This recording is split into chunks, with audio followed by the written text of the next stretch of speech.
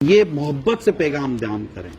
میں بھی کرتا ہوں، لائیو کرتا ہوں میں اس کو، اور میں سوشل میڈیا پر بھی کرتا ہوں. امیر سنت بھی فرماتے رہتے ہیں کہ اللہ نے جس کو وسعت دی ہے، کھاتے پیتے لوگ ہیں، کم از کم ایک فیملی کو وہ ٹیک اوور کر لیں. 5-7 ہزار روپے میں ایک فیملی ٹیک اوور ہو جاتی، غریب فیملی. 5-7 ہزار ایک راشن کا پیکٹ مہینے کا 5 سے 7 ہزار کا بنتا ہے.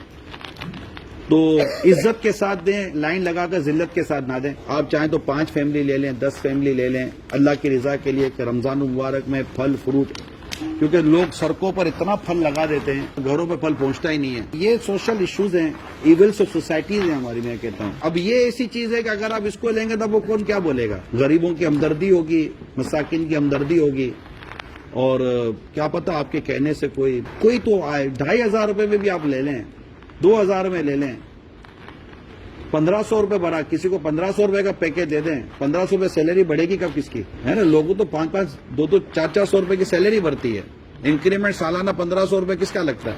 1 لاکھ لوگ ایک کے گھر بھی لے لیں تو ہر گھر کے 5 افراد اب 5 لاکھ لوگوں کو سہولت دینے میں کامیاب ہو جائیں گے. اور جائے گا کتنا؟ 5-7 ہزار روپے مہینہ. میرا خیال ہے جتنے بھی ہم لوگ اس وقت اس ہال میں بیٹھے ہوئے ہیں، مجھے آپ لوگوں کی فائنینشلی پوزیشن کا پتہ نہیں ہے، لیکن مور اور لیس 5 سے 10 ہزار روپیہ شاید ہم میں سے ہر ایک آدمی شاید منتھلی افورڈ کر لے. میں نہیں جانتا، میں کر سکتا ہوں، اللہ کا شکر ہے، اور آپ میں سے بھی ہو سکتا ہے کوئی کر سکتا ہو. ٹھیک ہے، تو اب مثال کے طور پر نہیں کہنے کی بھی ضرورت نہیں کہ میں کرتا ہوں. نہیں، جو جس کو بھی اللہ نے جتنی دی ہے طاقت وسعت.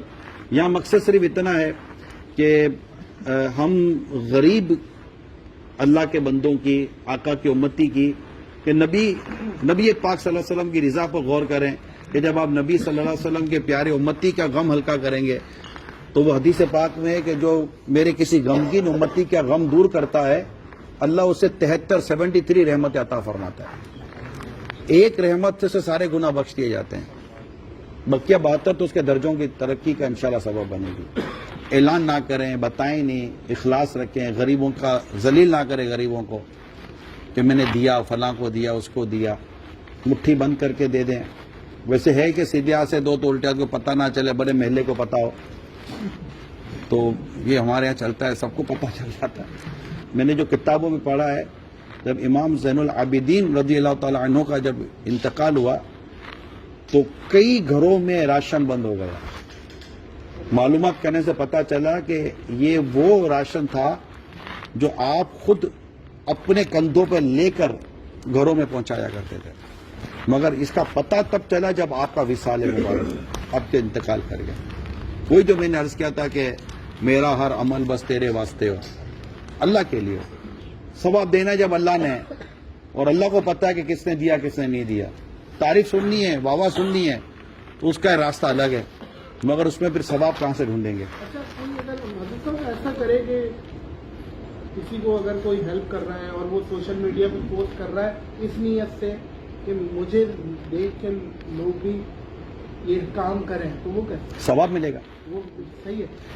حدیث یاد ہے کہ انما الاعمال بالنیات، اعمال کا دار و مدار نیتوں پر ہے. تو ٹھیک ہے، اگر آپ نے اپنا نام اس لیے